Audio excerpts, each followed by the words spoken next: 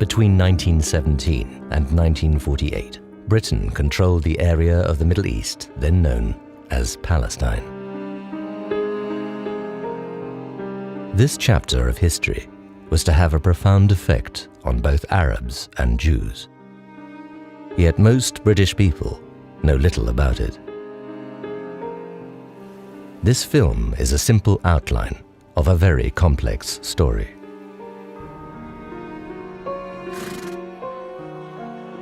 So what took Britain to Palestine in the first place? For centuries, the region had been ruled by the Ottoman Turks.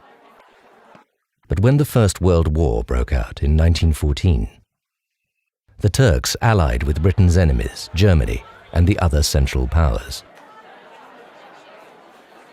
Palestine and the Middle East were regarded as highly strategic to the British Empire because of oil, and also because the Suez Canal controlled the sea route to India. The Middle East was now under the control of Britain's enemies, so Britain considered it vital to defeat the Turks and gain control for the Allies. In 1917, General Allenby and his troops advanced across southern Palestine, and in December they captured Jerusalem. By the following year, all of Palestine had come under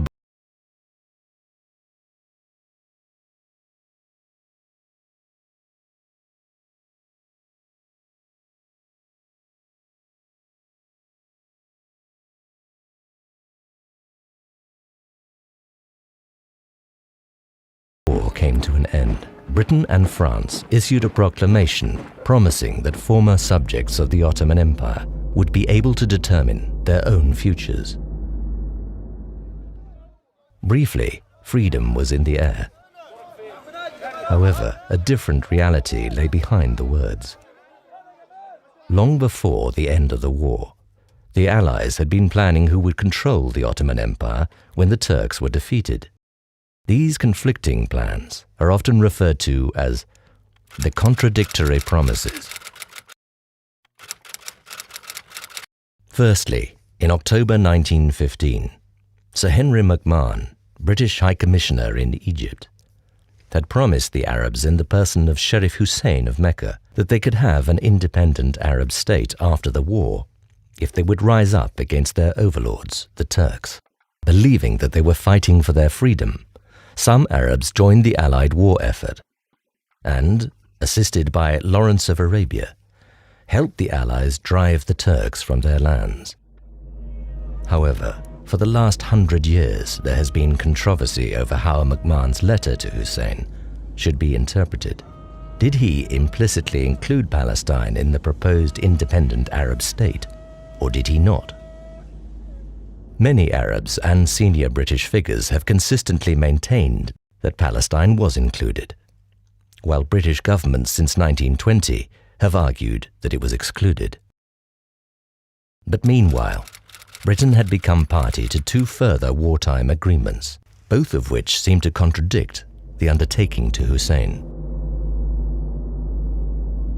In 1916, the secret Sykes-Picot Agreement between Britain and France allocated what is now Syria and Lebanon to France, and what is now Jordan and Iraq to Britain, whilst proposing to keep Palestine under international control.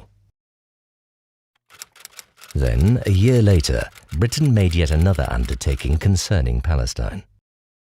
In November 1917, the British Foreign Secretary Arthur Balfour wrote to Lord Rothschild, a leader of the Jewish community.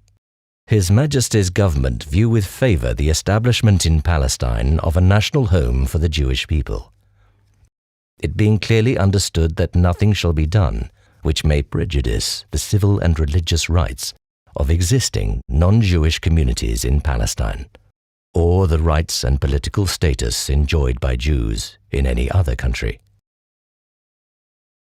This promise became known as the Balfour Declaration.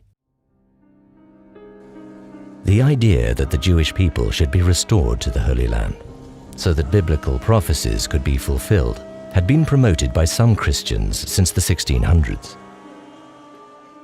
Then, from the 1890s, the idea of Zionism began to take hold amongst some Jews, as Theodor Herzl argued that the Jewish people needed a political homeland of their own if they were to escape the horrific anti-Semitic persecution that was rife, particularly in Russia and Central Europe. By the early 1900s, Herzl's successor, Chaim Weizmann, saw Britain as the power with the global influence to make the Zionist goal a reality. So he set out to convince leading politicians that the Jewish people needed a homeland in Palestine, where they had deep spiritual and historical bonds. The Balfour Declaration was the result. Why did the War Cabinet respond to Zionist pressure in this way? Foreign Secretary Balfour was one of the highly placed Christians in British society who believed that the Jewish people should be restored to the Holy Land. Prime Minister Lloyd George, who also came from a restorationist background, dreamt of putting Israel back on the map. Yet, at the same time, there were strategic calculations for issuing the Balfour Declaration. At this desperate point in the European conflict, the War Cabinet hoped that the promise of a Jewish homeland would win the Allies the sympathies of Jews and their supporters worldwide. However, the British government did not consult the people then living in Palestine about its plans to create a Jewish homeland there. 90% of the population of Palestine were Arabs, who lived together with a small Jewish community. Palestine had been predominantly Arab in culture and language for many centuries. Yet, in private, Balfour wrote, "In Palestine, we do not propose even to go through the form of consulting the wishes of the present inhabitants." The major powers were now committed to Zionism, which he described as being of far profounder import than the desires of the Arab inhabitants. The Balfour Declaration simply stated that the civil and religious rights of the non-Jewish population should not be prejudiced.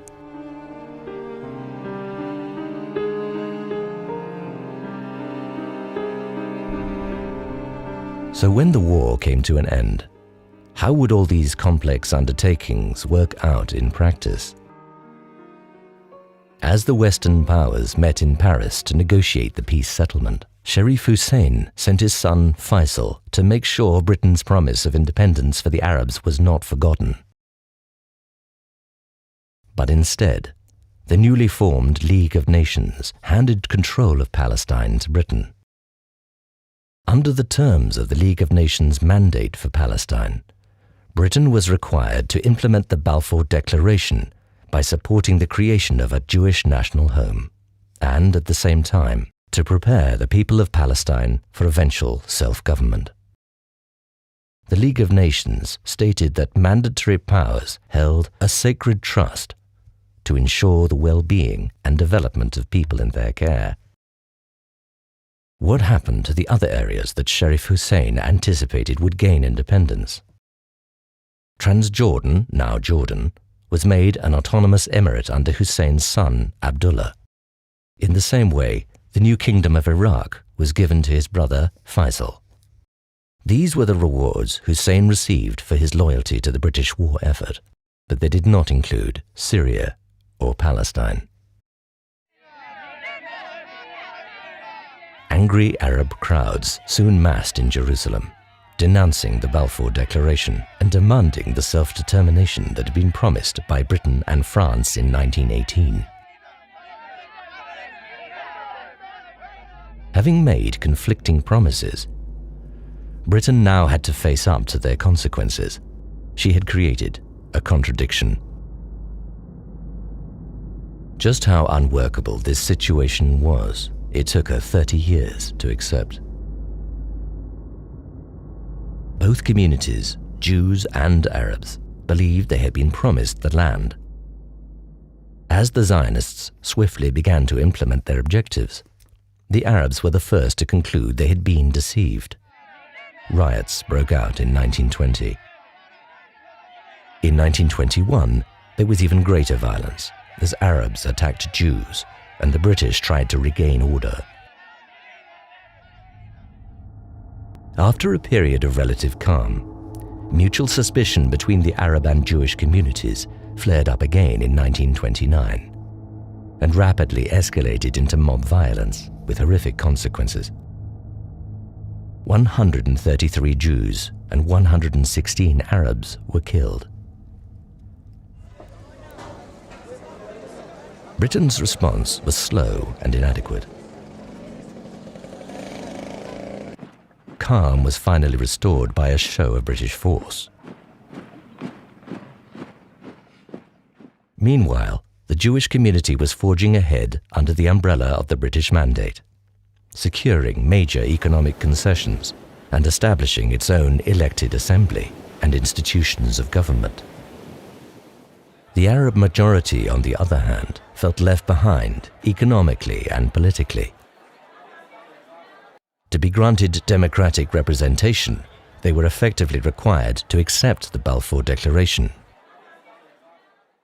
But the Arabs rejected this, fearing that a Jewish national home would lead to the creation of a Jewish state in their land. For their part, the British feared that an elected Arab majority would oppose Jewish demands for land and immigration. And so they held back the democratic progress they were supposed to foster under the Mandate. Britain was upholding the first part of the Declaration, to establish a home for the Jewish people. But the second undertaking in the Declaration, to protect the rights of the Arab population, proved to be hollow. Arab alarm grew still further in the 1930s, when increasing numbers of Jews sought sanctuary in Palestine as the spectre of anti-Semitism grew in Nazi Germany. As more and more land passed into Jewish hands, the sense of Arab dispossession grew. By May 1936, Palestine was in open rebellion, and it was not just Jewish communities who were being attacked, it was the British too. Increasingly losing control, the British authorities resorted to ruthless methods to put down the revolt, including hangings, house demolitions, and the use of civilians as human shields. For a period, British and Jewish men fought the Arabs jointly in a counter-insurgency force known as the Special Night Squads. By 1939, the rebellion was suppressed, leaving the Palestinian leadership weakened for years to come. To try to address the underlying deadlock between Arabs and Jews, London had responded with a succession of inquiries and commissions through the 1930s. Their dilemma was that any attempt to placate one community would provoke the anger of the other. At a loss for a solution, the Peel Commission of 1937 proposed to partition Jews and Arabs into two states. But Arab opinion, led by the vehemently anti-Zionist Grand Mufti of Jerusalem, Amin al-Husseini, denounced any idea of conceding territory to Jews as unthinkable. However, as Europe slid towards war, the British government changed course. A government white paper of 1939 abandoned partition and proposed that in 10 years Palestine would become independent, representatively governed by Arabs and Jews. Controls were now put in place over how many Jews could immigrate to Palestine and how much land could pass into Jewish hands. For the first time, Arabs were to be given a say over Jewish immigration. The reason Neville Chamberlain's government swung in favor of Arab opinion at this point was the prospect of war. London feared that in a global conflict, the Arab world might turn against Britain, whilst the support of Jews would be guaranteed in view of their persecution by the Nazis. Jewish opinion immediately condemned the white paper as an act of British betrayal and a retreat from the Balfour Declaration. There was fury that Jewish people would be restricted from finding sanctuary at their hour of greatest need. Nevertheless, Britain upheld the limits on Jewish immigration into Palestine right through the war. As refugees fleeing the Holocaust were arrested trying to enter Palestine, or were even sent back to Germany, as in the case of the Exodus, the Jewish community turned against Britain and the mandate. Sections of Jewish opinion became increasingly militant and violent, and Britain suffered heavy losses from terrorist atrocities. In February 1947, Foreign Secretary Ernest Bevin stated that Britain was referring responsibility for the Palestinian problem to the United Nations.